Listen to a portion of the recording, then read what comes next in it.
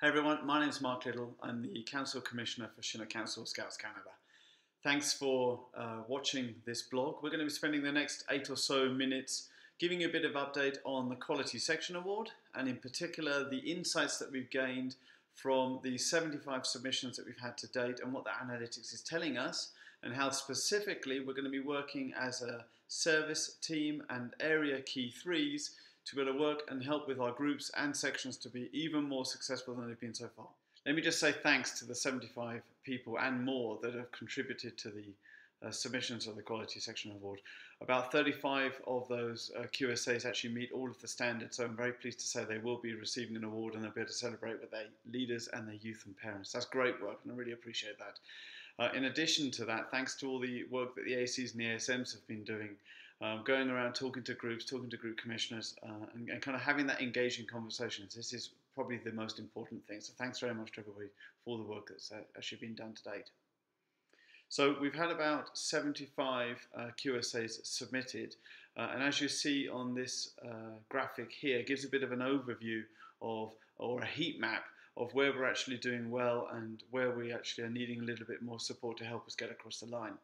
And this is really what it's all about. I mean, the critical thing that we're trying to do with getting the data from the Quality Section Awards is find out where can we have more laser focus to help groups be successful, to deliver on our commitments and our promises to the youth and the parents, and where are we struggling or not able to actually go that final mile to actually meet the award and therefore the minimum standard.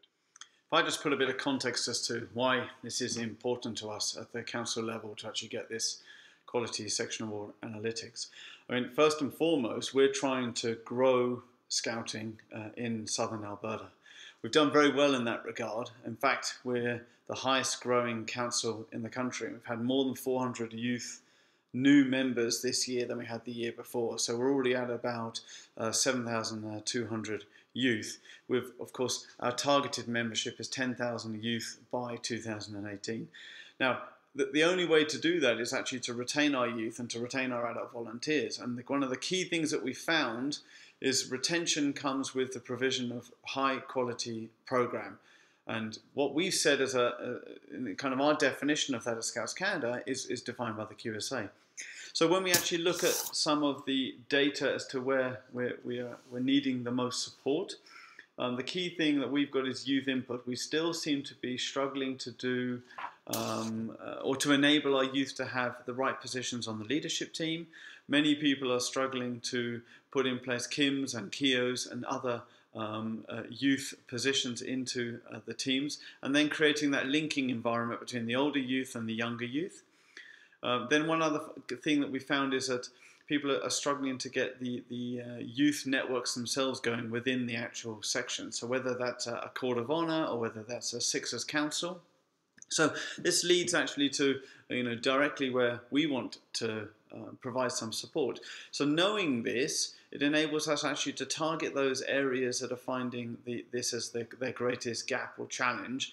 We're going to be looking at providing Scouters tips.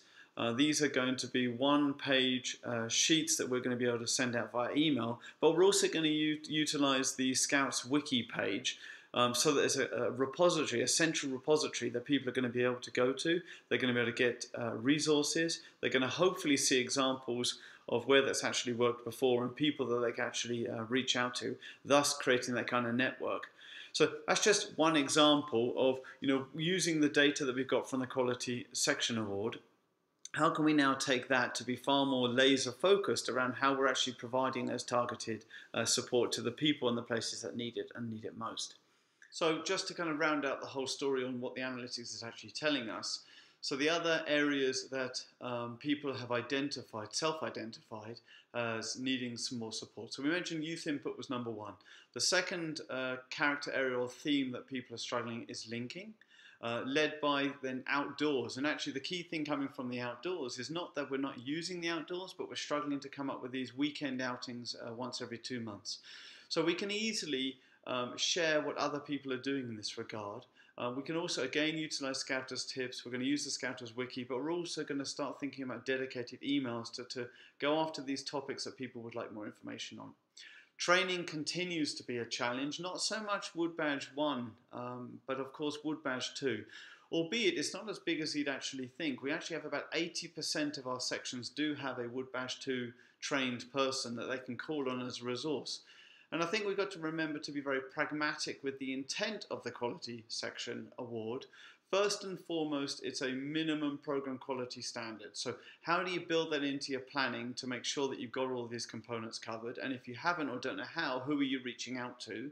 The other key thing, and I think this is really relevant to us as the area support and the area key 3, is are there other people in that area or in that group that can provide that ad hoc type service scouter support? They don't need to be a dedicated member of the section all the time. Planning is the next big thing and big area that people are finding a little bit of a challenge, specifically around the long-range plan, doing well on weekly plans, doing well on short-term plans, but for some reason that long-range plan seems to still be a challenge for about 25% of the groups. And then finally, administration, and to be honest, across all areas of administration, people are challenged. It is only our 6th area of weakness, again with youth input being number 1. So I think there's many things that we can do with administration. It often seems as burden because people believe that it's actually more challenging and we have to do more work than is actually required.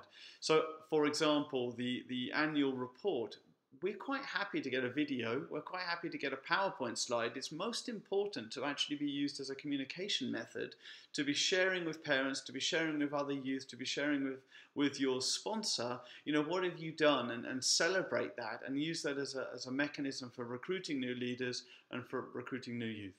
So with this insight, I've given you a bit of ideas of what we're going to be doing. But again, we will be introducing the Scouters Wiki. We will be bringing back and using that as a repository for how we store information and share that information. We're going to be doing regular updates with Scouters tips and those one-page updates on specific themes that people need input on. We're going to be really trying to leverage our community of practice monthly call to get the right materials, to hear the stories of best practices, and equally to connect the right people as to where some things are going very, very well and we can share those learnings. So that's the end of this first blog. Thanks for taking the time to download and watch. If you've got any other ideas that you think would be beneficial to put out in this format, let me know.